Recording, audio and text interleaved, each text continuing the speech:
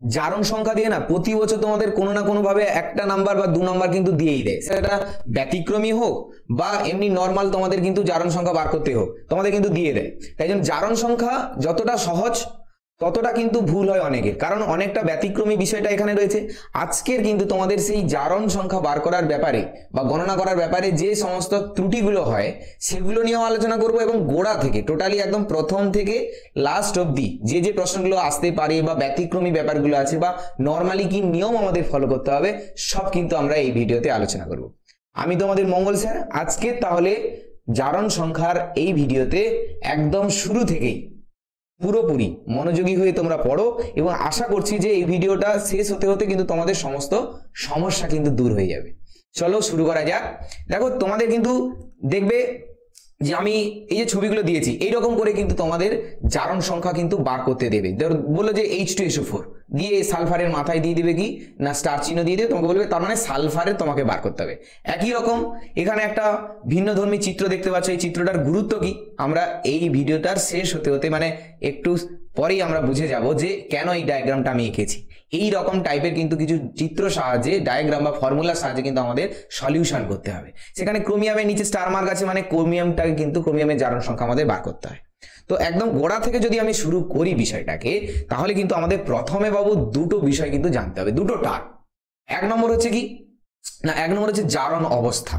এক নম্বর হচ্ছে কি জারণ অবস্থা। জারণ অবস্থা কি বলতো না, আমরা অনেক সময় দেখি না যে কোনো আয়নীয় যৌগ আছে, NaCl এর কথা বলছি।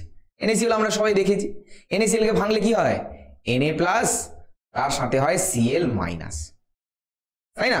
দেখো এখানে Na আছে, Cl আছে, হঠাৎ করে Na+Cl-, মানে আয়নীয় ফর্মে আমরা যেভাবে লিখে ফেললাম। তাহলে Na+টা কি আর Na কি? সাধারণত আমরা তো সবাই বলি যে Na হলো Na+ থেকে Na হলো কি Na+ এর পরমাণু, বা উল্টে যদি বলি Na হলো পরমাণু আর Na+ হলো তার আয়ন, ক্যাটায়ন। ভালো করে বলে কি হবে ক্যাটায়ন। একই রকম ভাবে ক্লোরিন একটা পরমাণু, সেটা কি হয়েছে যখন যৌগ অবস্থায় আছে অ্যানায়নিক ফর্মে আছে, যেমন মাইনাস। তার মানে আমি যদি বলি Na পরমাণুর যে Na+ আয়নটা, Na পরমাণু থেকে যে Na+ আয়ন হলো এটাই তার ক্যাটায়নিক ফর্ম, একই না? আবার একই রকম ভাবে যে ক্লোরিন পরমাণু থেকে যদি ক্লোরিন আয়ন হয় অ্যানায়নটা হয়ে যায়, তখন সেটা কি হলো অ্যানায়নিক ফর্ম। এই যে সোডিয়াম প্লাস আয়ন মানে ক্যাটায়নিক ফর্ম, এটাই কিন্তু তার হচ্ছে জারণ অবস্থা। এটাই হলো তার জারণ অবস্থা। আবার উল্টো ভাবে দেখতেই পাচ্ছ যে এখানে যে Cl- আমরা করলাম, যে Cl- কিন্তু তার তাহলে কি বিজারণ অবস্থা। কি অবস্থা না বিজারণ, এখানে বিজারণ অবস্থা হয়েছে। তাহলে কোনো পরমাণু যখন আয়ন অবস্থায় থাকে, বিশেষ করে যদি ক্যাটায়ন থাকে, সেটা তার হচ্ছে সেই ক্যাটায়নিক অবস্থা হবে তার জারণ অবস্থা। কি বলবো না জারণ অবস্থা। আবার কি যদি অ্যানায়নিক ফর্মে থাকে তাহলে সেটা হবে কি বিজারণ অবস্থা। তার মানে ক্যাটায়ন এবং অ্যানায়নটাই হলো জারণ অবস্থা এবং বিজারণ অবস্থাকে নির্দেশ করে। হলো। এবার কিন্তু এখান থেকে একটা জিনিস আমাদের শিখে নিতে হবে, সেটা হচ্ছে কি বলতো জারণ সংখ্যা তাহলে কাকে বলে।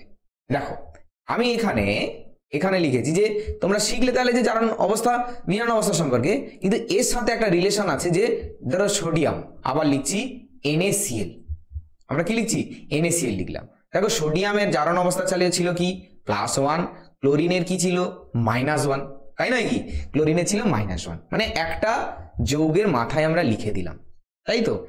এই যে সোডিয়াম পরমাণু, ভালো করে শুনবে কিন্তু, এই যে সোডিয়াম পরমাণু তার যে আয়নিক অবস্থাটা মানে ক্যাটায়নিক অবস্থাটা, যে সংখ্যা চিহ্ন সমেত যে সংখ্যা দিয়ে লেখা হয় সেটাই তার জারণ অবস্থা।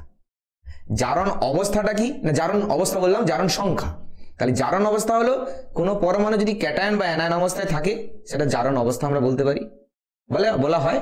এবং উল্টে তুমি দেখো যদি অ্যানায়নিক ফর্মে থাকে তাকে বিজারণ অবস্থা বলে, তাকে আবার জারণ অবস্থা একঘায়ে বলে দেয়। মানে জারণ অবস্থা বিজারণ অবস্থা না বলে একঘায়ে জারণ অবস্থা কিন্তু বলা হয়। বুঝে গেছে? এইবার যেটা বললাম যে সোডিয়াম পরমাণু যে জারণ অবস্থায় আছে সেটা বোঝানোর জন্য যে +- দিয়ে যে আমরা লিখি কোন পরমাণুর মাথায়, যেমন সোডিয়ামের মাথায় কি লিখেছি, এই যে লিখেছি না +1, এটাই তার হচ্ছে জারণ সংখ্যা। একই রকম ভাবে ক্লোরিনের কি হবে -1টা তার জারণ সংখ্যা। যদিও অনেকে বলবে যে স্যার আপনি তো বললেন বিজারণ সংখ্যা, জারণ বিজারণের এই অবস্থা দুটোকে বারবার আলাদা নামে বিভাগ না করে একঘায়ে বলে দেওয়া হয় যে জারণ সংখ্যা বলে। আর একটা উদাহরণ দিয়ে না হলে বোঝা যাক, যে ধরো এখানে দিতে পারি যে FeCl2। FeCl2 তোমরা জানো যে এখানে Fe2+ থাকে আর এখানে থাকে ক্লোরিন মাইনাস। তোমরা বলবে স্যার এখানে তো ক্লোরিন দুটো আছে। দেখো জারণ সংখ্যার এই একটা নিয়ম তোমরা মাথায় রেখে দিতে পারো বা করা হয়, যেটা যে জারণ সংখ্যা বোঝানোর জন্য কোনো মৌলের একটা আয়নের সংখ্যা, একটা পরমাণু যে আয়নটা ক্যারি করবে, একটা আয়নটা যে ক্যারি করবে। ধরো এখানে অনেকে বলবে যে ক্লোরিন পরমাণুর তো দুটো ক্লোরিন পরমাণু আছে, তাহলে তো -2 হতো। মোটেও না, ওপরে যা লেখা হবে একটা পরমাণুর জন্যই লেখা হবে। তোমার প্রয়োজনে তুমি ওই একটার সাথে নিচে 2 গুণ করে দুটোর মোট ক্যালকুলেশন করতে পারো। আমরা করবো এক্ষুনি, এটা প্র্যাকটিক্যালি করলে তোমরা তাহলে বুঝে যাবে। এবার দেখো তাহলে এই যে Fe আছে, যে আয়নিক অবস্থায় ছিল, তাকে যে সংখ্যা চিহ্ন সমেত যে সংখ্যা দিয়ে লেখা হলো সেটাই তার কিন্তু জারণ সংখ্যা। একই রকম ভাবে ক্লোরিন পরমাণু এই কোনো যৌগে যে চিহ্ন সমেত যে আয়নিক অবস্থায় আছে, যে সংখ্যা দিয়ে আমরা লিখছি চিহ্ন সমেত যে সংখ্যা, সেটাই হলো তার জারণ সংখ্যা। মানে এখানে আমরা বলতে পারি Fe এর জারণ সংখ্যা কত? +2, এবং ক্লোরিনের জারণ সংখ্যা হলো -1 হয়ে গেছে। এই যে বিষয়টা আরো ধীরে ধীরে কিন্তু রপ্ত হয়ে যাবে এবং সেটা তোমরা লক্ষ্য করো। তো এখন এই যে জারণ সংখ্যা আমি নির্ণয় করছি বা জারণ সংখ্যা আমরা একই সাথে করব, এটা কিন্তু করার জন্য বাবু কয়েকটা নিয়ম আমাদের ফলো করতে হবে। তোমরা দেখবে, দেখেছো, হয়তো শুনেছো, যে পড়েছো কিন্তু রপ্ত করতে পারোনি ঠিকঠাক করে। চলো আমরা একটু বুঝবো এবং নিয়মগুলোর সাথে ভালো করে কিন্তু রপ্ত হয়ে যাব। কি রকম? দেখো এখন যে নিয়মগুলো আছে, প্রথম নিয়মটা বলছে কি, মুক্ত বা মৌল অবস্থায় সব মৌলের পরমাণুর জারণ সংখ্যা কিন্তু 0 ধরা হয়। হ্যাঁ একদম, এই নিয়মটা কিন্তু খুবই গুরুত্বপূর্ণ। ধরো আমরা অনেক সময় দেখছি Zn কোনো যৌগের সাথে নেই, ছাড়া অবস্থায় আছে, তাহলে Zn বলো বা Na আমরা দেখেছি, কিংবা Cl2 এটা একটা অণু আকারে থাকে, হাইড্রোজেন H2 আকারে থাকে, কি P4 হ্যাঁ ফসফরাস এই অবস্থায় থাকছে। এগুলো কিন্তু মুক্ত অবস্থায়। যুক্ত অবস্থায় কোনগুলো? আগে পাশে দেখো যুক্ত অবস্থায় কোনগুলো। ধরো আমরা অনেক সময় বলি না যে ZnCl2, অনেক সময় আমরা বলে থাকি যে ZnCl2, কিংবা আমরা অনেক সময় বলি যে, একটু আগে বলছিলাম যে FeCl2। এগুলো হচ্ছে যৌগ অবস্থায় থাকা। যৌগ অবস্থায় আমাদের ক্যালকুলেশন করতে বলে, মুক্ত অবস্থায় তো বলেই না। আর মুক্ত অবস্থায় যদি দিয়ে দেয় তখন কি হবে? এই যে বললাম এই নিয়মের মধ্যে পড়ছে, যদি মুক্ত অবস্থায় দেয় তাহলে তাদের জারণ সংখ্যা হবে 0। আর জারণ সংখ্যা মাথায় রাখবে, একদম সোজা মাথায় করে কোনো পরমাণু বা আয়নের একদম মাথায় করে লেখা হয়, মাথার উপরেই একদম সুন্দর করে লেখা হবে। তাহলে এই যে নিয়মটা আমাদের বললো যে মুক্ত বা মৌল অবস্থায় সব পরমাণুর যে জারণ সংখ্যা কি হবে? 0 ধরাবে। এখানে Zn এর মাথায়ও 0 হবে, ক্লোরিনের মাথায়ও 0 হবে। হ্যাঁ সবগুলো এখানে সবাই কিন্তু 0 নেবে যদি মুক্ত অবস্থায় থাকে। কিন্তু ওই যে পাশে বললাম না, পাশে যদি দেখো যে FeCl2, ZnCl2 কোন একটা যৌগের মধ্যে থেকে গেছে, তখন কিন্তু এর ভিন্ন ভিন্ন হতে পারে, কিন্তু হতে পারে। দ্বিতীয় নিয়মে কি বলা হয়? দ্বিতীয় নিয়মে বলা হচ্ছে যে আয়নীয় যৌগের মধ্যে এক পরমাণু আয়নের জারণ সংখ্যা তার আধানের সমান হবে। হ্যাঁ এটা কিন্তু একটা বিষয়। যেমন দেখো, এটা বুঝতে গেলে একটা উদাহরণ নিতে পারি। যেমন ধরো FeCl2 কে ভাঙলে কি হয়? FeCl2 ভাঙলে Fe2+ Cl- হয়। অবশ্যই ব্যালেন্স করার জন্য দুটো ক্লোরিন দিতে পারো, আমাদের এখানে ব্যালেন্সের কোনো প্রয়োজন নেই। কিন্তু এই যে দেখো বলছে যে Fe একটাই আছে, আমি এখানে যদি ব্যালেন্সটাকে হাটিয়ে দিই তাহলে দেখবে এই যে Fe একটা আছে না, Fe একটা আছে এবং তার মাথায় চার্জ কত আছে? +2। তাহলে একটা যেহেতু আছে, তার আধান যেহেতু ওই একই বসানো আছে +2, তার মানে ওই হলো একক পরমাণুর আয়ন। এই +2 হলো Fe হচ্ছে আয়ন। বুঝে গেল? Fe হচ্ছে কি, তার জারণ সংখ্যা আয়নিক ফর্মে আছে, এটাই তার জারণ সংখ্যা। যদি ক্লোরিনের কথা বলি, ক্লোরিন কি? দেখো ক্লোরিন একক পরমাণু, এখানে ক্লোরিনের মাথা কি আছে? মাইনাস আয়ন আছে। তাহলে কিন্তু এটা হয়ে গেল কি, তাহলে ক্লোরিনের জারণ সংখ্যা, যারা একক পরমাণু হয় তাদের জারণ সংখ্যা যার মাথায় যেটা থাকে সেটাই, এবং তার আয়নের বা আধানের সমান হয়। এখানে 2 দিলেও খুব একটা অসুবিধা হবে না, কারণ সবসময় আমরা একটু আগেই আলোচনা করে আসলাম যে জারণ সংখ্যা যখন লেখা হয় কোনো মৌলের মাথায়, সেটা কিন্তু একটা পরমাণুর জন্যই লেখা হয়। তার সামনে 2 থাকুক, 3টে থাকুক, 4টে থাকুক, সেটা প্রয়োজনে আমরা পরে ক্যালকুলেশন করতে পারি, কিন্তু মাথায় যেটা দেওয়া থাকবে সবসময় নজর দিয়ে রাখবে বা মনে রাখবে যে ওটা যেন একটা পরমাণুর জন্যই দেওয়া হয়ে আছে। এরপরে 3 নম্বরে তোমাদের যে নিয়মটা মধ্য দিয়ে যেতে হয় সেটা হচ্ছে কোনো যৌগের অণুতে উপস্থিত পরমাণুগুলির মোট জারণ সংখ্যা বীজগণিতিক সমষ্টি 0 হয়। ভেরি গুড পয়েন্ট এটা। Very good point. কেন না, এই জিনিসগুলো দিয়েই তো আমাদের ক্যালকুলেশন করতে হবে। এইটা একটা গুরুত্বপূর্ণ পয়েন্ট। কেন দেখো, উদাহরণ আমি একটা দিচ্ছি, যেখানে বলছে কোনো যৌগের অণুতে উপস্থিত পরমাণুগুলির মোট জারণ সংখ্যা বীজগণিতিক সমষ্টি 0। ধরো আমাকে দিয়েছে, ধরো দিয়েছে KMnO4 দিতে পারে, এরকম দেবে, দিয়ে তোমাকে বলবে যে স্টার মার্ক দিয়ে দেবে ম্যাঙ্গানিজের উপর দিয়ে দেয়, কারণ ম্যাঙ্গানিজ পটাশিয়ামের দেবে না কেন সেটা আমরা একটু পরেই বুঝতে পারবো। পটাশিয়াম হচ্ছে ক্ষার ধাতু, তো ক্ষার ধাতুদের হচ্ছে জারণ সংখ্যা অলওয়েজ ফিক্সড +1, তাই জন্য এদের যাদের ফিক্সড তাদের কেন বা দিবে, যাদের পরিবর্তন হয় বিভিন্ন যুগে যাদের পরিবর্তন হয় তাদেরই দেয় সাধারণত। তাহলে এই যে পয়েন্টটা আমাদের বলেছে 3 নম্বর পয়েন্টে, কোনো যৌগের অণুতে উপস্থিত পরমাণুগুলি মোট জারণ সংখ্যা, দেখো কে এর কত হয়, এর কত হয় আমরা এখন অবধি জেনে উঠতে পারিনি, কিন্তু আমি জানি যে এর জন্য যা হবে, ধরো এর জন্য হচ্ছে ধরো এক্স আয়ন হয়েছে, তাহলে জেড এর জন্য আমরা ধরে নিতে পারি, Mn এর জন্য ধরছি ধরো ওয়াই, এবং অক্সিজেনের জন্য ধরছি কত, অক্সিজেনের জন্য যদি ধরি যে এটা হচ্ছে জেডটা একটা আছে, তাহলে কিন্তু এদের যে আয়নের মোট যোগফলটা ইকুয়ালস টু হবে 0। কেন না, কারণ এদের শুরুতে যখন আমি প্রথমে লিখেছিলাম, দেখো তো এটাই লিখেছিলাম যে KMnO4, মাথায় কোনো চার্জ আছে, কারোর মাথায় কোনো চার্জ আছে, কোনো চার্জ নেই, মানে এটা একদম যৌগ অবস্থায় আছে, কোনো আয়নিক ফর্মে নেই। তা আয়নিক ফর্মে যদি না হয়, এদের জারণ সংখ্যা বার করার সময় এদের যে আয়নগুলো যোগফল অলওয়েজ 0 করবো, এইটা মনে রাখো, বারবার আমরা বার করবো। যেমনটা আমি একটা উদাহরণ দিলেও বোঝা সহজ হয়ে উঠবে, যেমন ধরো পটাশিয়ামের কি হয় বলো তো, পটাশিয়ামের হচ্ছে +1 হয়, Mn এর জানি না, এটাকে আমরা x ধরে নিই, আর অক্সিজেনের -2 হয়।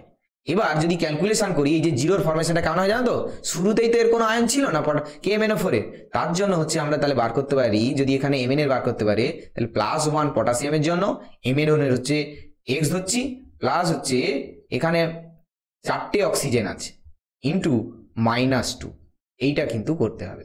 এবং সবার শেষে যেটা ওরা বলছে যে বীজগাণিতিক সমষ্টি কিন্তু 0। এইবার সেই ভ্যালুটা যে এইবার কিন্তু বসাবো, কোনটা কি বসাবো না 0 বসাবো। এবার ক্যালকুলেশন করে যা বেরোবে সেটা আমরা পরে শিখছি।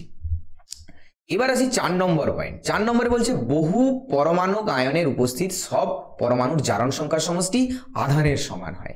একদম ঠিক, যেটা উপরটাই বলেছে, এটা তো যৌগ অবস্থায় আছে, যদি আয়ন থাকতো, ধরো KMn পরে K প্লাসটা চলে গেছে, তাহলে কি হতো MnO4 মাইনাস, MnO4 মাইনাস। এবার এই যে MnO4 এর যা আয়নের যোগফলটা হবে, আধানের যোগফলটা হবে ইকুয়ালস টু কিন্তু -1 হবে, কারণ এখানে মাইনাস একটা আছে, তাই জন্য -1। যদি এখানে -2 থাকতো, সমান চিহ্ন দিয়ে -2 করতাম, এই পাশে যা যোগ করতাম আয়নের যোগ করতাম, লাস্টে কিন্তু -2ই দেব। খেয়াল রাখবে, যদি কোনো যৌগ হয় তাহলে 0, আর যদি কোনো আয়ন হয় সেই আয়নের যে মোট আধানটা আছে সেটার সাথে সমান হবে। যদি -1 দিয়ে থাকে -1, -2 দিলে -2ই হবে, বা +2 দিলে +2 হবে, +1 দিলে +2 হবে। এছাড়া আরো যে নিয়ম আছে সেগুলো আমাদের একটু খেয়াল করে চললে খুব সুবিধা হয়। যেমন হচ্ছে হাইড্রোজেনের জারণ সংখ্যা ধাতব যৌগে -1। ধাতব যৌগ মানে একটা উদাহরণ দেখে নাও, ধরো NaH আছে, এখানে সোডিয়াম হাইড্রোজেন প্লাস হয়, কিন্তু এসব ক্ষেত্রে হাইড্রোজেন মাইনাস। কেন বলতো, কারণ এখানে যে সোডিয়াম আছে না, হাইড্রোজেনের থেকেও তীব্র তড়িৎ ধনাত্মক ধাতু, তাই জন্য একে আগে প্লাস হতে হবে, বা এরা সহজে ইলেকট্রন ত্যাগ করে আগে, তাই জন্য এরা হয় প্লাস, তাই জন্য সেই নিরিখে হাইড্রোজেন হয়ে গেল মাইনাস। আর যেহেতু শুরুতে আমি দেখিয়েছিলাম কি, যে এখানে কিন্তু শুরুতে কোনো আধান নেই, তাহলে এদের যদি বার করতে হয়, সোডিয়ামকে যদি আমরা +1 ধরি, যেহেতু তীব্র তড়িৎ ধনাত্মক, তার জন্য হাইড্রোজেনকে কি ধরতে হবে, হাইড্রোজেনকে তোমাদের ধরতে হবে -1, কি ধরতে হবে -1, তবেই তো কি হবে 0। কারণ আমরা একটু আগের নিয়মে করে আসলাম যে যেহেতু কোনো আধান এখানে নেই, তাহলে এদের আয়নের যোগফল ইকুয়ালস টু কি হবে 0 হবে না। Very good. আবার বলছে হাইড্রোজেন বাকি সব হাইড্রোজেন ঘটিত যৌগে জারণ সংখ্যা +1, যেটা এখন বলছিলাম যে হাইড্রোজেন কিন্তু +1 শো করে, কিন্তু ওর থেকে যদি বেশি তড়িৎ ধনাত্মক মূল্য এসে যায়, তার কাছে ও তো ছোট হয়ে গেল, তার জন্য ও হয়ে গেল -1। তাহলে কেবলমাত্র ধাতুর সাথে যখন ও যুক্ত হয়ে আছে, ধাতব হাইড্রাইডের ক্ষেত্রে, সেই ক্ষেত্রে কিন্তু বিশেষ করেও -1 শো করে। এরপরে যে নিয়মটা, সব অক্সিজেন ঘটিত যৌগে অক্সিজেনের জারণ সংখ্যা -2। একদম ঠিক, অক্সিজেন অলওয়েজ -2। তবে মনে রাখতে হবে অক্সিজেনের কিন্তু ব্যতিক্রমী আছে। অক্সিজেন পারঅক্সাইড যৌগে কিন্তু ব্যতিক্রম দেখায়। পারঅক্সাইড মানে কি বলতো, দেখো পার অক্সাইডের একটা উদাহরণ দিচ্ছি, যেমন হচ্ছে H2O2। H2O2 গঠন কি রকম? H bond O bond O bond H। এই যে অক্সিজেন অক্সিজেন সরাসরি যুক্ত আছে, একেই তো বলে পারক্স বন্ধন, পারক্সাইড গঠন করেছে।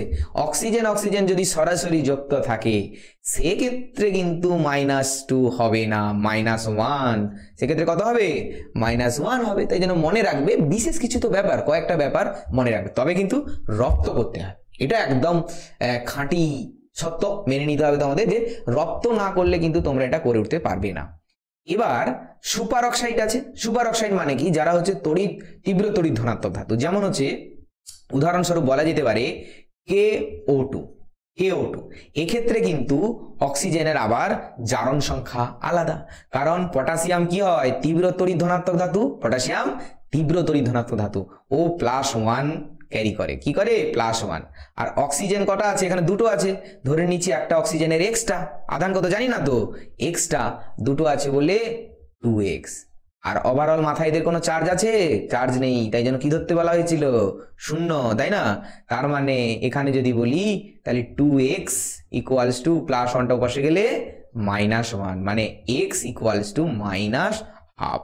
তাহলে অক্সিজেন দেখো ব্যতিক্রমী রূপে যদি দেখি, অক্সিজেন -1 যদি পারঅক্সাইডে থাকে, আর যদি সুপার অক্সাইডে থাকে তাহলে কি হবে? -1/2। আর নচেত সমস্ত ক্ষেত্রে কি ব্যবহার করব? -2। ওকে, এর পরের যে নিয়মটা সেটা হচ্ছে কিছু মৌলের জারণ সংখ্যা সর্বদা স্থির। হ্যাঁ, এটা তো একদম ঠিক কথা। কেন? আমরা বারবারই পড়ে আসছি যে ক্ষার ধাতু, যারা ক্ষার ধাতু কারা না, হচ্ছে প্রথম শ্রেণী, পর্যায় সারণী প্রথম শ্রেণী যে মৌলগুলো আছে হাইড্রোজেন ছাড়া, যেমন হচ্ছে সোডিয়াম হতে পারে, পটাশিয়াম হতে পারে, এদের কিন্তু কি আছে না, হচ্ছে পটাশিয়ামের কি আছে না, এরা কিন্তু অলওয়েজ কিন্তু +1 শো করে।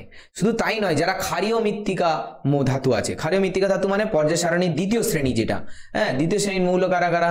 যেমন ক্যালসিয়াম আছে, বুঝলে?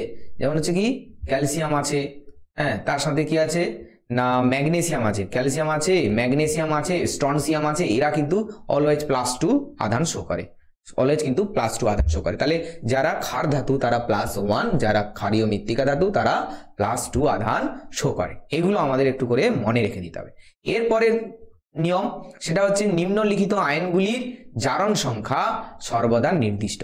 একদম ঠিক, এদের মূলকও বলতে পারো আর আয়নিক ফর্মে, যেমন SO4 2-, দেখো মাথায় কি আছে 2-, তাই জন্য এর আধান জারণ সংখ্যা হয়েছে -2। উপরে এরপরে আছে NO3- আছে দেখো -1। একই রকম ভাবে দেখো যেতে যেতে সব গুরুত্বপূর্ণ বিষয়গুলো আছে, যেমন এখানে আছে OCl-, তাহলে এর আধানটা হবে -1, CN- এর আবার O+, তাহলে এখানে +1 হবে। মানে কোনো আয়নের টোটাল ওভারঅল এরা যেহেতু মূলক, এদের কিন্তু যেটা আধান সেটাই তার কিন্তু কি হবে না, সেটাই হবে তার জারণ সংখ্যা। এই গেল মোটামুটি একটা নিয়ম, বারবার একটু যদি আমরা রপ্ত করি না, এটা আমাদের কিন্তু খুব সহজে কিন্তু হয়ে যাবে। আচ্ছা, এই যে নিয়ম শিখলাম, এবার কিন্তু আমাদের পালা সেই প্র্যাকটিস, একদম প্র্যাকটিস। হাতে হাতে কয়েকটা করে ফেলবো, একদম গরম হাতে আমরা চলো কিছু করে ফেলি। ঠিক আছে, কেউ কিন্তু ভিডিওটাকে এখানেই কিন্তু ছেড়ে চলে যাবে না। কেন বলো তো? এরপরে আছে ব্যতিক্রমী পার্ট, ব্যতিক্রমী থেকে তো প্রশ্ন দেবে। কোনটা ইম্পর্টেন্ট সেটাও কিন্তু আমি সঙ্গে সঙ্গে আজকে বলে দেব তোমাদের এবারের সেকেন্ড সেমিস্টারের পরীক্ষার জন্য কোনটা ইম্পর্টেন্ট, কোনটা বারবার তোমরা প্র্যাকটিস করবে। চলো, এখানে বেশ কিছু উদাহরণ আমি দিয়েছি, এগুলোর মধ্যে থেকেও পরীক্ষা তোমাদের আসতে পারে। তবে আমি যেটা মনে করি বা অলওয়েজ বলি যে আমরা শিখবো, কোনোদিন সাজেস্টিভ করার চেষ্টা করবো না। শিখলে কি বলতো, যারা পরবর্তীকালে নিট এক্সামে বসবে, হ্যাঁ, তাদের ক্ষেত্রে বা যারা জয়েন্ট এন্ট্রান্সে বসবে তাদের ক্ষেত্রে কিন্তু এই সব জিনিসগুলো খুব একটা উপকারে এসে যাবে, এটা কিন্তু নিশ্চিত। তাই জন্য শিখে ফেলাটা সবচেয়ে জরুরি, আর মুখস্থ করে আমরা কিন্তু করব না। চলো, এখানে বলেছে যৌগের জারণ সংখ্যা নির্ণয় গণনা করতে বলেছে, যেমন দিয়েছে H2SO4। H2SO4 এর জারণ সংখ্যা কিভাবে নির্ণয় করবো চলো দেখি।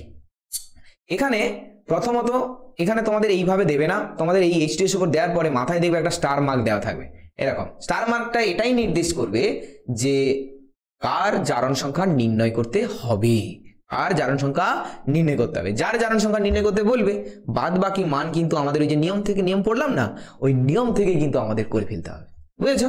যেমন ধরো আমাকে যদি বলে H2SO4, প্রথমগুলো আমরা একটু ধীরে সুস্থে করবো, তারপরে খুব কুইকলি শুরু করা দেবো আর কি, শুরু করে দেবো। এবার দেখো, ধরো আমাকে বলছে সালফারের, একদম শুরু থেকে দেখো হাইড্রোজেনের কি হয়, এখানে তো কোনো ধাতুর সাথে যুক্ত নেই, হাইড্রোজেন কি হয় +1, তাহলে হাইড্রোজেন হয় +1 আর অক্সিজেন হয় কি -2। এই যে দেখো না, হাইড্রোজেনের যে +1 আমি লিখলাম, বুঝেছো, এটা কিন্তু একটা হাইড্রোজেনেরই লেখা হয়, আমি কিন্তু নিয়ম মেনে করছি কি না, জারণ সংখ্যা পরমাণুটির মাথায় হবে, আমি মাথায় লিখেছি।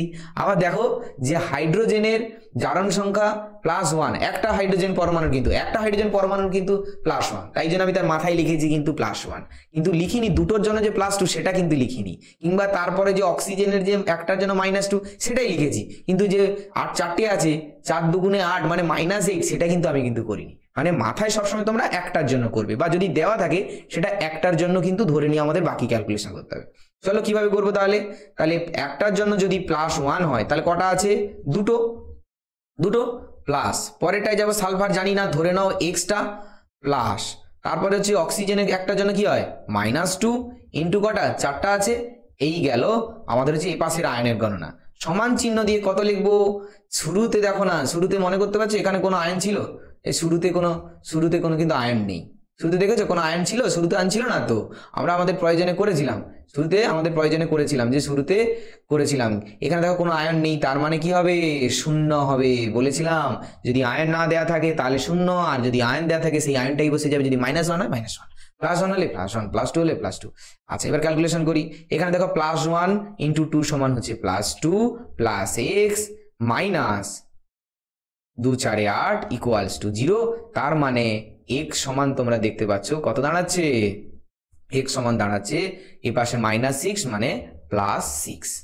তাহলে এই যে সালফারের জারণ সংখ্যা কত হলো, সালফারের জারণ সংখ্যা হলো কিন্তু কত না, জারণ সংখ্যা হলো তোমার হচ্ছে +6, একদম চিহ্ন সমেত কিন্তু তোমাকে লিখতে হবে, বুঝে গেছে, চিহ্ন সমেত না লিখলে কিন্তু সমস্যা, শুধু 6 লিখে আসবে না। তো প্লাসের ক্ষেত্রে তো ঠিক আছে, এক্ষেত্রে কনসিডার করতে পারে, কিন্তু মাইনাসের ক্ষেত্রে কিন্তু নাম্বার কেটে নেবে, কারণ জারণ সংখ্যা মানে চিহ্ন সমেত সংখ্যা, বুঝে গেছে। আচ্ছা পরেরটা দেখো KMnO4, এর কোনটা বার করতে দেবে বলো তো, দেবে তোমার কিন্তু MnO4 দেয়, কেন জানো তো, MnO4 হচ্ছে পরিবর্তনশীল যোজ্যতা দেখায়। এই পটাশিয়াম এর তো নিশ্চয়ই দেবে না, এই তো ক্ষার ধাতু, +1 অলওয়েজ হয়, তাহলে এর ক্যালকুলেশন কি করে করব, এই যে Mn এর দেখো প্রথমে পটাশিয়াম আছে না, পটাশিয়ামের জন্য +1, এটা হয় আমরা জানি, কারণ একটা আছে তো একটা প্লাস, পরেরটায় আসো Mn এর জন্য কত নেব জানি না, তাই x নাকি x, তারপরে অক্সিজেনের কি হয় -2 আর 4টে আছে, তাহলে -2 × 4, তাহলে কত হয়ে যাবে মোট, আর এটা তো এধারে তো আমার ক্যালকুলেশন হয়ে গেল, আর মাথায় তো কোনো চার্জ নেই, মাইনাস কিংবা প্লাস নেই, তো ইকুয়ালস টু তাহলে কত লিখতে হবে 0, বুঝে গেছে। এবার তুমি ক্যালকুলেশন করো, তাহলে +1 এখানে থাকছে +1 + x -8, তার মানে দাঁড়ালো যে x সমান হচ্ছে +7, x সমান কত +7, তাহলে এখানে লিখতে হবে Mn এর জারণ সংখ্যা কত, জারণ সংখ্যা সমান +7, বুঝে গেছে। এইভাবে এত ইজি। এবারে কিছু তো অবশ্যই একটু আলাদা আছে, যেমন Fe দিতে পারে, এখানে ইম্পর্টেন্ট গুলো আমি তুলে দিয়েছি, Fe দিতে পারে। এবার বলতে পারে যে স্যার কেন Fe দেবে, দেখো Fe দেওয়ার অনেক কারণ আছে। Fe দেওয়ার কারণ কি না, FeCO5 এটা কেন না, এখানে যে বলছি যে এখানে বার করতে দেওয়ার কাপ দেবে না, Fe দেবে, এই Fe এখানে কিন্তু তোমাকে বার করতে দেবে, তাহলে আমরা ধরি x প্লাস CO কত হয় জানো, CO একটা প্রশম অণু, CO কি প্রশম অণু, এর হচ্ছে 0 হয়, এটা আমরা জানতে হবে, এই জন্য প্রত্যেকটা উদাহরণ তোমাকে পার্টিকুলারলি দেখতে হবে, যদি না দেখো নতুন কিছু সমস্যা সেগুলো কিন্তু তোমাদের ভুল হয়ে যাবে। তাহলে প্রশম পরমাণু তার জন্য 0, তাহলে 0 × 5 = তাহলে কি 0 আমরা লিখতে হবে, তাহলে x = হচ্ছে 0, তাহলে এখানে এখানে যে Fe আছে, Feর জারণ সংখ্যা কত হলো, Fe জারণ সংখ্যা সমান হলো 0, বোঝা গেছে। Fe জারণ সংখ্যা কত না, Fe জারণ সংখ্যা হলো 0। এরপরে আসি NH4NO3, এখানে তোমাকে বলবে উভয় n এর জারণ সংখ্যা, উভয় নাও বলতে পারে, তোমাকে এমনি বলে দিতে পারে যে এই তোমরা সবাই জারণ সংখ্যা বার করো n এর, তো কিন্তু এখানে জারণ সংখ্যা ওই n কে ধরে, তুমি ধরলে n কে x ধরে নিলে, বা দুটো n আছে বলে 2x ধরে সবকিছু ক্যালকুলেশন করলে কিন্তু বাবু হবে না, এগুলো একটু আলাদা বা একটু বোঝার ব্যাপার আছে। কি রকম দেখো, NH4NO3 কে যদি ভাঙা যায় তাহলে কিভাবে ভাঙবে, NH4NO3 কে যদি ভাঙা যায় কিভাবে ভাঙবে না, NH4 4 প্লাস প্লাস কি করা হবে NO3 মাইনাস। এবার তুমি আলাদা আলাদা করে বার করে ফেলো, আলাদা আলাদা করে বার করো। কিরকম বার করবে দেখো, এন এর তো বার করতে বলেছে, তাহলে তুমি এন এর জন্য ধরো এক্স প্লাস হাইড্রোজেনে কত হয় +1, তাই জন্য +1 × 4, তাহলে +4 ইকুয়ালস টু কত, ইকুয়ালস টু কিন্তু এই যে আয়ন রয়েছে, এটা আমাদের প্রথমে একটা সমস্যা আসলো যে মাথায় এর আয়ন আছে, তাই জন্য হচ্ছে প্লাস একটা আছে, তাই +1। এবার ক্যালকুলেশন করো, x সমান দাঁড়াচ্ছে +4 ওপাশে গেলে হচ্ছে -3, বুঝে গেছে -3। তুমি সরাসরি কিন্তু বারবার বলছি এটা সরাসরি কিন্তু তুমি করলে কিন্তু পারবে না, এখানে তোমার কিন্তু দুটো ক্যাটায়ন এবং অ্যানায়নে ভেঙে নিতে হবে, একটা NH4 প্লাস NO3 এবার দেখো NO3 এর ক্ষেত্রে কি করবে, NO3 ক্ষেত্রে n তো জানো না, x ধরবে, তারপরে অক্সিজেনের কি হয় -2, তিনটে আছে বলে -2 ইন্টু কত হবে 3, মানে এক ঘায়ে তুমি এটা করে ফেলো, কি এক ঘায়ে তুমি করে ফেলতে পারো যে -6 ইকুয়ালস টু কত লিখবে, ওই যে আয়ন দেয়া আছে দেখো, এই যে মাথায় আয়ন দেয়া আছে -1, আগের গুলোকে আমরা 0 করেছিলাম কেন, কে মেনে পড়ে মাথায় কোনো আয়ন ছিল, কোনো আয়ন ছিল না তো, তাই জন্য 0 দিয়েছি, এখানে -1 আছে তাই জন্য -1 দিয়ে দেবো, তাহলে কত হবে x সমান কত হচ্ছে না, ওপাশে গেলে +6 ওপাশ হয়ে যাবে +5, বুঝলে। তাহলে তোমাকে কি লিখতে হবে যে প্রথম n এর জারণ সংখ্যা -3, দ্বিতীয়টার কত হবে না, দ্বিতীয়টার ক্ষেত্রে হচ্ছে দ্বিতীয় n এর ক্ষেত্রে তোমার হয়ে যাচ্ছে, দ্বিতীয় n এর ক্ষেত্রে তুমি লিখতে পারো +5। ওকে, এইভাবে কিন্তু ক্যালকুলেশন করতে হবে।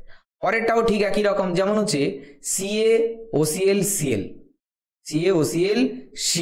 বুঝে গেছে, এখানে কিন্তু তোমাকে ক্লোরিনের বার করতে দেবে, কিসে বার করতে দেবে, ক্লোরিনের বার করতে দেবে। কেন ক্লোরিনের বার করতে দেবে কেন, দেখো ক্লোরিনের জারণ সংখ্যা কিভাবে তোমাদের বার করতে দিচ্ছে।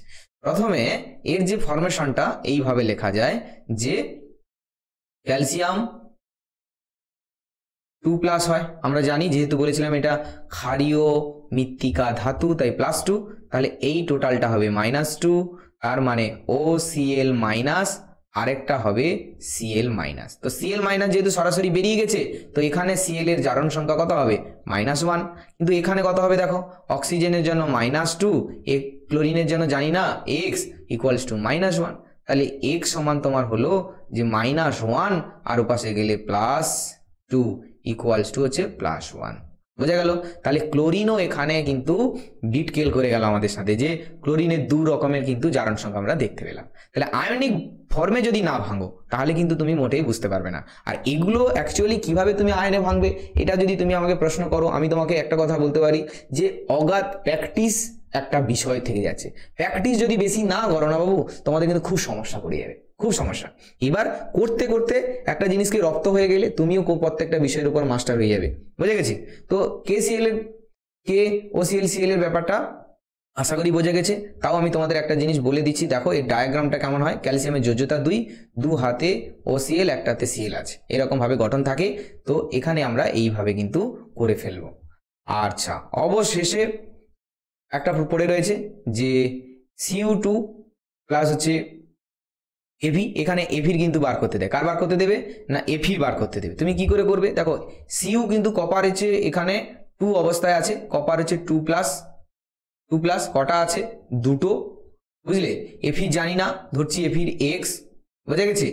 আর Cn এর -1 কোথায় ছিল, ওই যে দেখবে লাস্ট নিয়মটা, ভিডিওটাকে একটু পেছনের দিকে টেনে দেখো, আমরা বলেছিলাম না বক্সের নিচে দিয়েছিলাম অনেকগুলো মুক্ত বলছি, অনেকগুলো আয়নের কথা বলেছিলাম, সেখানে Cn এর কথা বলেছিলাম।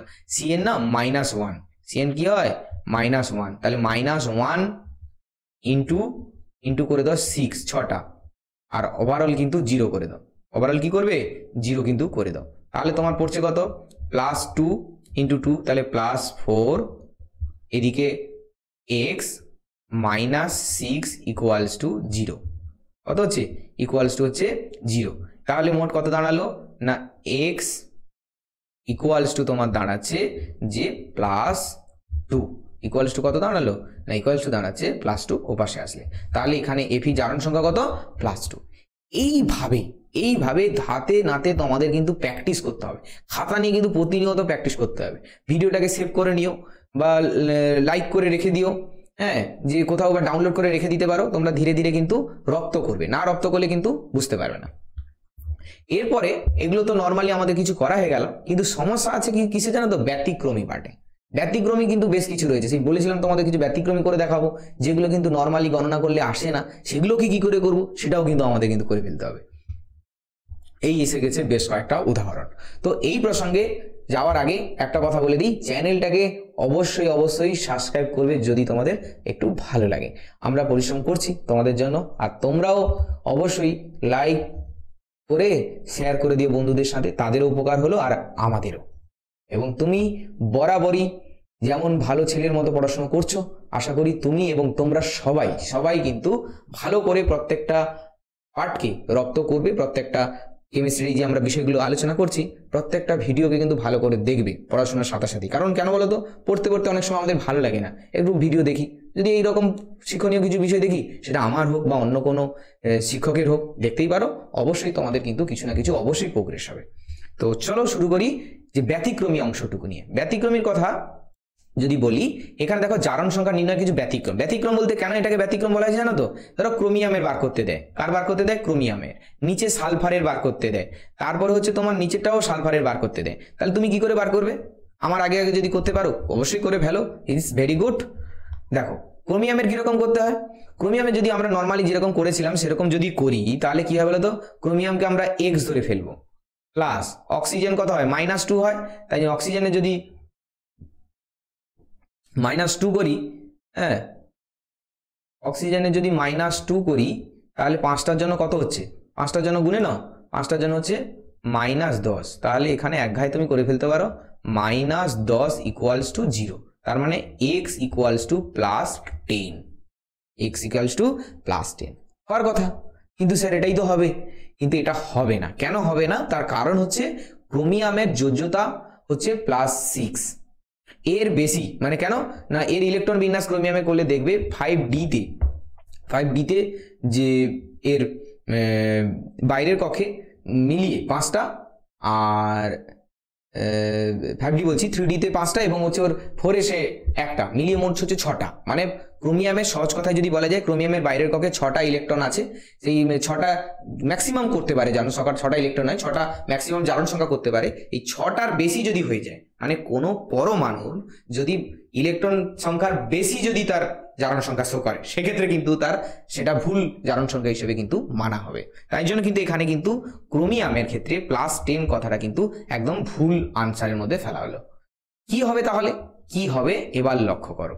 ক্রোমিয়ামের এখানে যেটা তোমরা করবে সেটা হচ্ছে ডায়াগ্রাম বা ফর্মুলার উপর নির্ভর করছে। কিরকম? ক্রোমিয়ামকে এই ডায়াগ্রামে যদি আঁকা যায়, দেখবে প্রজাপতি মতো দেখতে। প্রজাপতি যেমন ডানা মেলে দেয়, ডানা থাকে, ঠিক সেরকম এই ডায়াগ্রাম নিয়ে থাকে। এই ডায়াগ্রাম নিয়ে থাকে বলেই এখানে কিন্তু জারণ সংখ্যার একটু আলাদা আলাদা ক্যালকুলেশন আমরা করতে পারবো। কিরকম?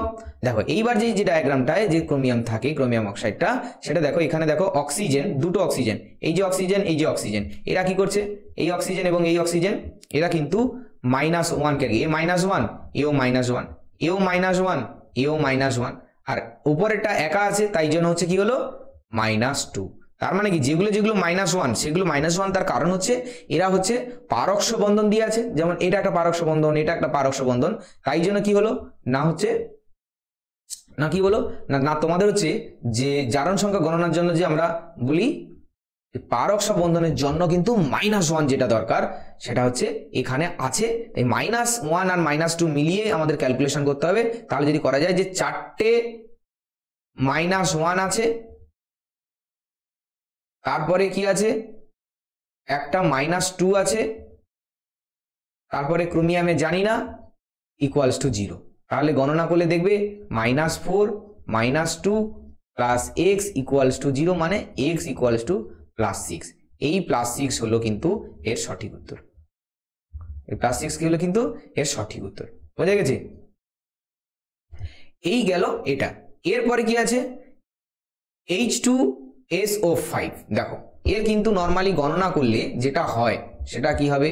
ধরো গণনা করলে তোমার পাওয়া যাবে যে হাইড্রোজেনে দুটো আছে বলে +2 এক ঘায়ে ধরে নিচ্ছি, সালফারের x, অক্সিজেনের জন্য -10 = 0, তার মানে রইল x সমান +8। দেখো সালফারের বাইরে সর্বোচ্চ +6 হতে পারে, বাইরের কক্ষে সর্বোচ্চ, কিন্তু +8, তাহলে যার জারণ সংখ্যা যত থাকার কথা তার থেকে বেশি যদি আসে তার মানে তো অবশ্যই ভুল, অবশ্যই ভুল, তাই না? একটু আগেই বললাম। তাহলে কি হওয়া উচিত? এর নিশ্চয়ই ডায়াগ্রাম আছে। বুঝে গেছে? দেখো ডায়াগ্রাম বা এর যে ফর্মুলাটা কিরকম হয় না, সালফার অক্সিজেন উপরের দিকে একটা অক্সিজেন, নিচের দিকে আরো একটা, এখানে একটা আছে। বুঝে গেছে? এবার এখানে এই আছে, তাহলে কত হলো? 1 2 3 4 5, এই গেল এর ফরমেশন। তো এখানে আমাদের যখন ক্যালকুলেশন করতে হবে এইটা মাথায় রাখতে হবে যে কটা পারক্ষ বন্ধন আছে আর কটা, কারণ আমরা এখানে যখন ভুল যে হিসাবটা করেছিলাম এই জায়গাটায় দেখো এখানে সবগুলোকে -2 ধরে নিয়েছিলাম, কিন্তু এখানে কি -2 আছে? -2 নেই। এখানে দেখো এখানে আছে -2, এখানে অক্সিজেন -2, এখানে অক্সিজেন -2, কিন্তু এখানে -1, এখানে -1, হাইড্রোজেন তো +1, হাইড্রোজেন তো এই পাশেও +1। তাহলে এই যে পারক্ষ বন্ধন আছে বলে ক্যালকুলেশনটা কিন্তু ভিন্ন হয়ে গেল। তাহলে কি লিখতে পারি আমরা? এই জন্য ক্যালকুলেশন করতে পারি যে হাইড্রোজেন দুটো আছে তাই জন্য +2, হাইড্রোজেনের জন্য যারা মাইনাস আছে -2 × 3টে অক্সিজেন, আর বাদ বাকি যে অক্সিজেন আছে -1 × 2। তাহলে কত দাঁড়াচ্ছে? এদিকে x দিয়ে দাও, ইকুয়ালস টু কিন্তু 0 কর, তাহলে দাঁড়াচ্ছে +2 -6 -2 ইকুয়াল +x ইকুয়ালস টু 0। তার মানে এদিকে দাঁড়াচ্ছে x ইকুয়ালস টু +6। বুঝে গেছে? আগে কত বেরিয়েছিল? +8 বেরিয়েছিল না? এটাই হচ্ছে সঠিক উত্তর। বুঝে গেছে? এটা হচ্ছে সঠিক উত্তর। একই রকম ভাবে পরেরটাও যদি নর্মালি ক্যালকুলেশন করো হবে না, এটা একটা ব্যতিক্রমী। এর সহজ পদ্ধতি যেটা আমরা করতে পারি সেটা হচ্ছে ফর্মুলা একই রকম। এর ফর্মুলা কি রকম? এর ফর্মুলা হচ্ছে সালফার আছে, সালফারের বরাবরই আমরা দেখতে পাচ্ছি যে সালফার +6 বসে থাকে। দেখো এর গঠনটা এইরকম, অক্সিজেন রয়েছে, অক্সিজেনের সাথে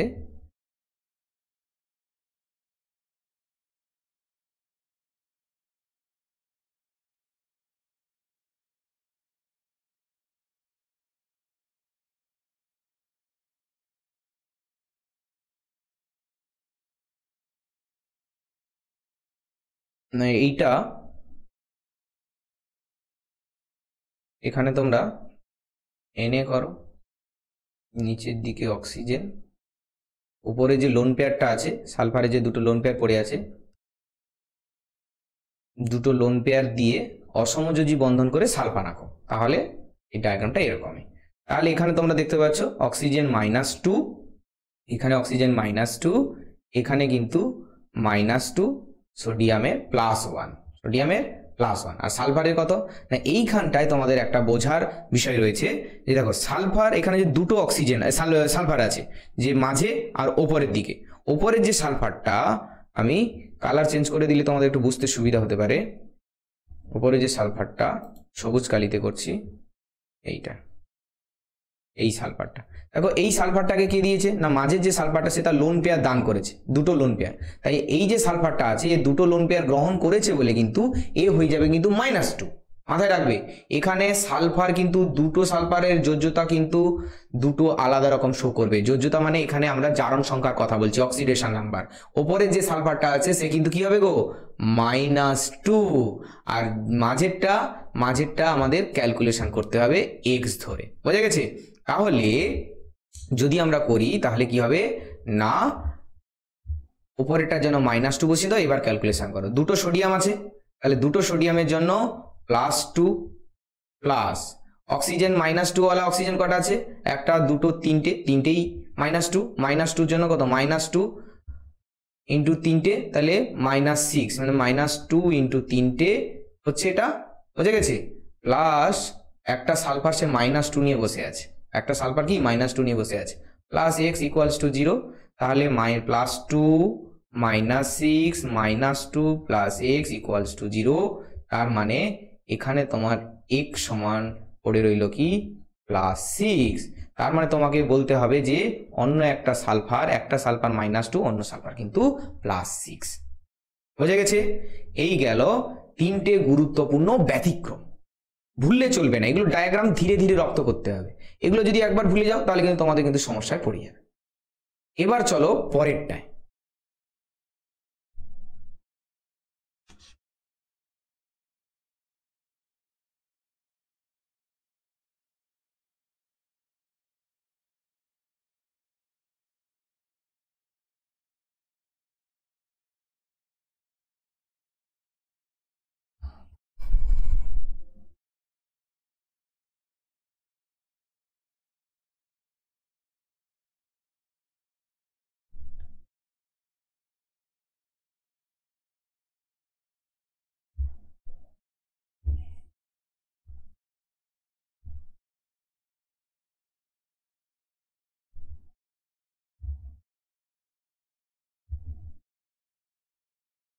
এবার চলো আরো কয়েকটা উদাহরণ তোমাদের দেখিয়ে দিই ব্যতিক্রমে, যদি পরীক্ষায় পড়ে অবশ্যই কিন্তু মিস করবে না। কি, চলো দেখতে পাচ্ছি দুটো আরো উদাহরণ আছে। এগুলো নর্মালি কিন্তু ক্যালকুলেশন করলে দেখবে তোমাদের কিন্তু এগুলো ভুল হবেই হবে। তাহলে কি করতে হবে, সরাসরি চলো ডায়াগ্রামটা এঁকে দিই, আশা করি তোমরা করতে পারবে। কিরকম, এখানে রয়েছে চারটে সালফার পরস্পরে কিন্তু এইভাবে বন্ধন করে আছে। অপরদিকে রয়েছে সব অক্সিজেন, এনে প্রান্তের সাইডে এনে, এখানে কিন্তু রয়েছে অক্সিজেন, রয়েছে কিন্তু এনে। বোঝা গেছে? এই যে অক্সিজেনগুলো লোন পেয়ার দিয়ে, ওই সালফারগুলো লোন পেয়ার দিয়ে অক্সিজেনের সাথে যুক্ত হয়ে আছে। আমি কিন্তু এটা তোমাদের করাবো না, শুধু কাপ যে জিনিসটা সেটা বলে দেবো, তোমাদের কিন্তু এটা করার পালা। একটুখানি আমি করে দিচ্ছি, দেখো এখানে সোডিয়াম কি হয় +1, অক্সিজেন একা আছে -2, এই অক্সিজেন -2, এই অক্সিজেন -2, এই অক্সিজেনও -2, সোডিয়াম +1, নিচে এখানে অক্সিজেন হবে সেও -2 এবং এধারের অক্সিজেনটাও -2। কেবলমাত্র যেটা তোমরা গুনবে না সেটা হচ্ছে সালফার সালফার সরাসরি বন্ধন, সালফার সালফার সরাসরি বন্ধন। কারণ এই সালফার সালফার সরাসরি, আমি পাশে বলছি, সালফার বন্ড সালফার সরাসরি থাকলে এদের জন্য ধরা হবে 0, এদের জন্য ধরা হবে কত, 0। এই সালফারকে x ধরবে না, আর বাকি দুটো যে সালফার আছে দুটোকে 2x ধরবে, একটাকে x ধরলে দুটোর জন্য 2x দিয়ে বাদ বাকি সোডিয়াম অক্সিজেন সব ক্যালকুলেশন করে ইকুয়ালস টু কিন্তু কত করবে, 0 বসিয়ে দেবে, তোমাদের হয়ে যাবে। আবার একবার বলছি, এখানে চারটে সালফার, এখানে গুনবে না তোমরা, 4x ধরবে না, 2x গুনবে। 2x কেন না, সালফার সালফার সরাসরি যুক্ত থাকলে যেহেতু সমযোজী বন্ধনে পরস্পরে যুক্ত আছে এরা এবং উভয়ভাবে টানছে, তো এখানে কোনো প্লাস মাইনাসের জায়গা হবে না, তার জন্য এটা 0। আর বাকি দুটো কিন্তু সালফারের যোজ্যতা পাওয়া যাবে একই, তাই জন্য একটার জন্য x ধরলে পরেরটার জন্য x, তাই জন্য 2x। তারপরে সোডিয়ামের জন্য +1, দুটোর জন্য +2, অক্সিজেন যতগুলো আছে -2 করে ততগুলো গুণ করে ইকুয়ালস টু কিন্তু 0 করবে, অবশ্যই তোমাদের জারণ সংখ্যাটা বেরিয়ে পড়বে। এটা গেল উপরের সমস্যা। নিচের সমস্যাটা কি বলতো, নিচে যে সমস্যা আছে Fe3O4, Fe3O4 এর ক্ষেত্রে এটা কিন্তু একটা নতুন ভিন্নধর্মী সমস্যা। Fe3O4 এ যদি তুমি করো, যদি দেখো আমি করছি, দেখবে তোমরাও আশা করি এরকমই করবে। প্রথমে যদি আমার এখানে যদি এফিড দেয়, আগেটা কার বার করতে বলেছিল, আগেটা যেমন সালফার বার করতে বলেছে তোমাদের এরকম স্টার দেওয়া থাকবে কিন্তু Fe3, তাহলে Fe তিনটে আছে, আমরা ধরতে পারি 3x প্লাস অক্সিজেনের জন্য তো -2 হয় একটার জন্য, তাহলে কিন্তু চারটের জন্য হচ্ছে তোমার কত হয়ে যাচ্ছে না, -2 ইন্টু হচ্ছে 4 নাকি ইকুয়ালস টু কত, 0। তার মানে 3x প্লাস হচ্ছে প্লাস নয়, এখানে একদম সরাসরি করে দাও, -8 ইকুয়ালস টু 0। তার মানে x ইকুয়ালস টু 8/3। হ্যাঁ, সালফারে কত বেরিয়েছে, সালফার বলছি Fe কত বেরিয়েছে, 8/3। এটা কিন্তু একদম ভুল, একদম ভুল। তাহলে কি করতে হবে, দেখো এখানে প্রথমে এটাকে ভেঙে নিতে হবে, Fe3O4 ভাঙলে কি হবে বলতো, FeO ডট Fe2O3 হবে।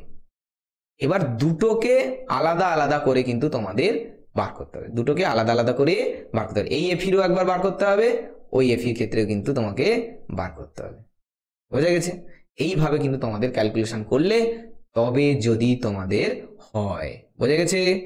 Very good, very good.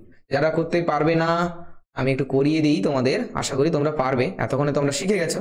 সেই সঙ্গে বলে দিই চ্যানেলটাকে যদি ভালো লাগে অবশ্যই অবশ্যই কিন্তু সাবস্ক্রাইব করবে। আমরা প্রতিনিয়ত আমি তোমাদের মঙ্গল স্যার নিয়ে আসছি কন্টিনিউয়াস কেমিস্ট্রির গুরুত্বপূর্ণ সব ভিডিও, যেটা তোমাদের অনেক অনেক কনফিউশন কিন্তু দূর করবে। চলো কথা বলতে বলতে এটা আমরা করে ফেলি। এফির জন্য যদি আমরা ধরি এক্স প্লাস অক্সিজেনের জন্য এক ঘাই করে লিখে নাও, এখানে লিখে ফেলতে পারো -2 ইকুয়ালস টু 0, তার মানে এক্স সমান হচ্ছে এখানে +2। তাহলে এফি প্রথম এক্ষেত্রে এফি পেল +2।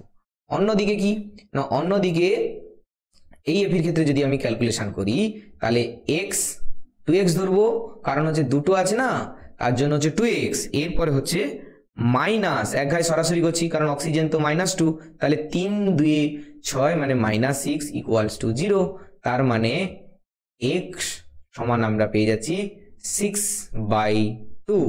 কি হচ্ছে 6/2 প্লাস 6/2 মানে +3।